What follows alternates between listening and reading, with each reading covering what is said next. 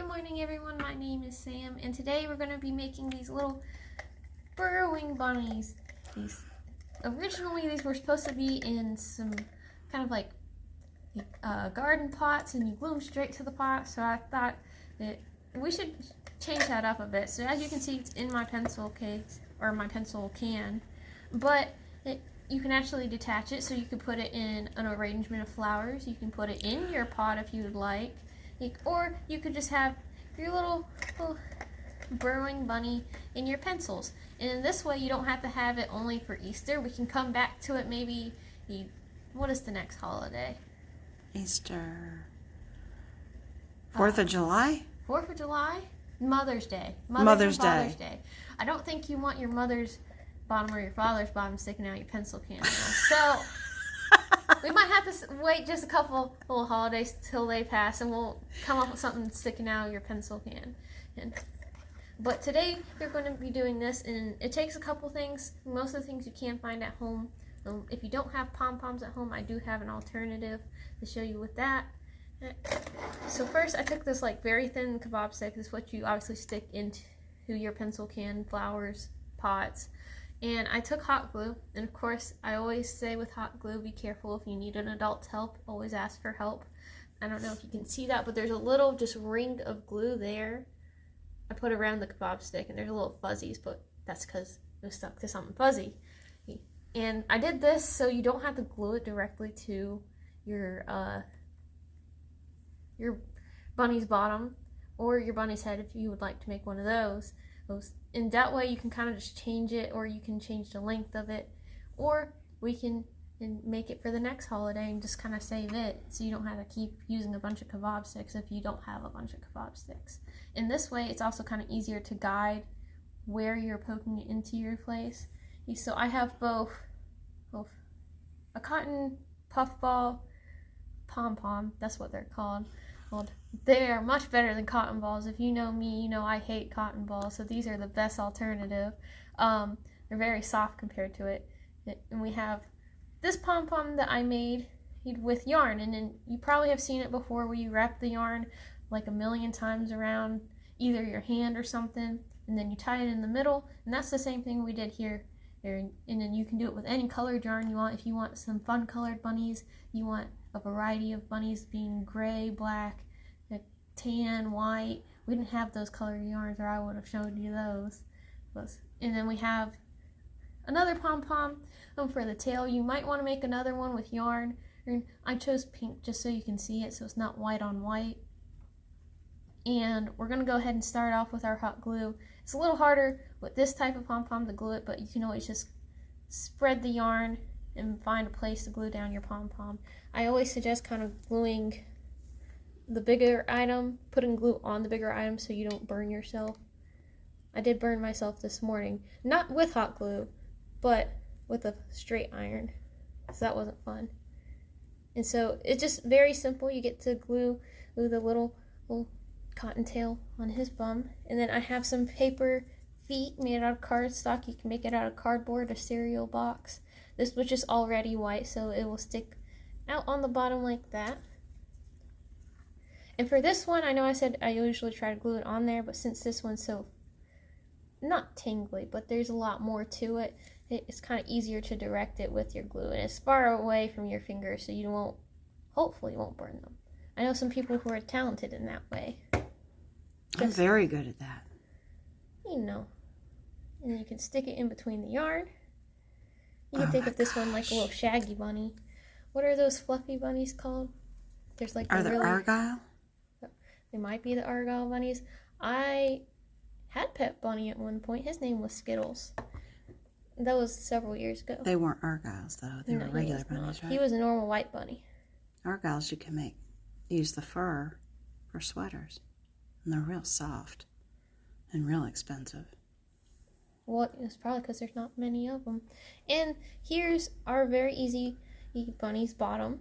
It is very flat on this end, but that's going to be the part that's facing towards the pencils anyway. So you can take your kebab stick, and since you can kind of guide it in there, well, that kind of came in crooked, didn't it? You always just kind of stick it in And there's Oh my the back gosh. end of him burrowing. That's so cute. All right, I'm gonna go ahead and start gluing onto the face, and it's the same process. I made little pieces with cardstock. It was hard to get eyes, so I have 2 black beads here. They won't be facing that way, and ears, of course.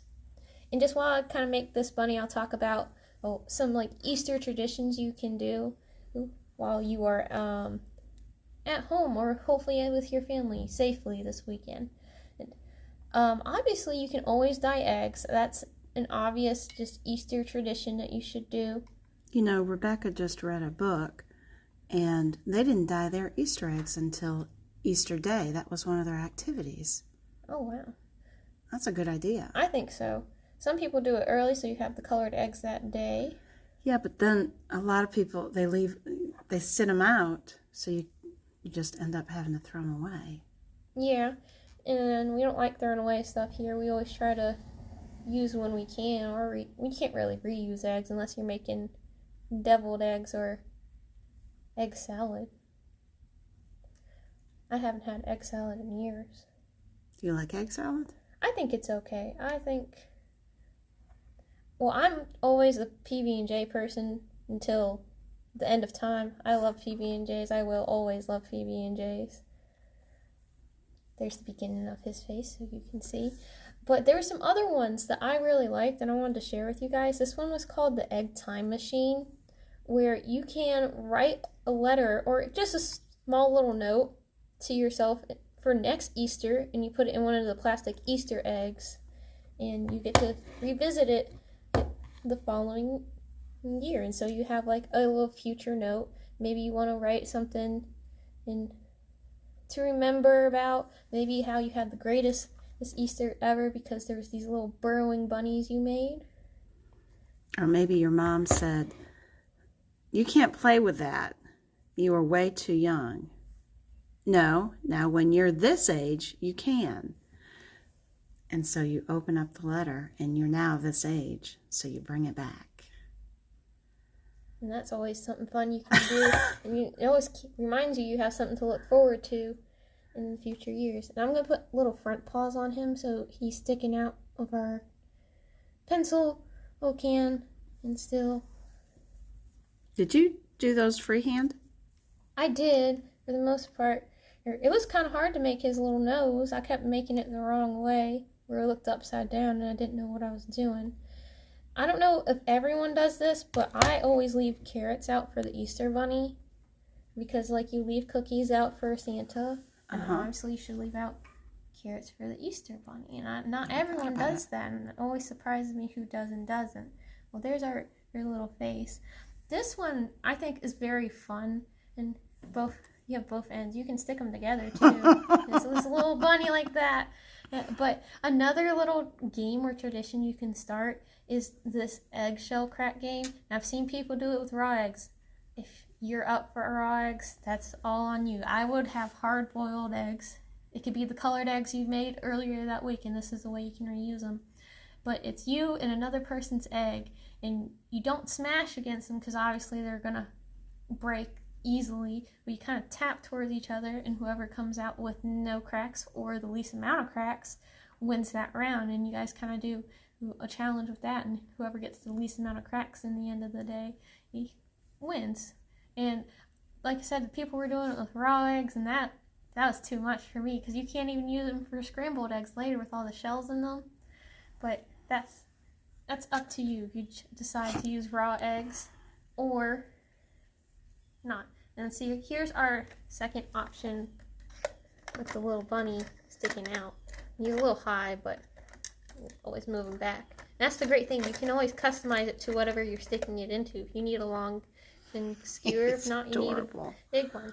And just talking about those little traditions and things and making our little things, I would like to move on to our book for the month of April. Now, we're going to do it a little bit differently because I don't want you guys to read over spring break. That is your break. So I'll still give you 4 weeks, which means we won't visit this book at the end of April, but the beginning of May, which is May the 5th. And we decided on Clap When You Land.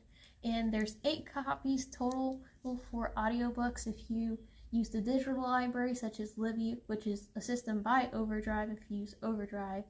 There's a digital copy and a digital audiobook, and I think that would be interesting to have it read to you and in like a different voice.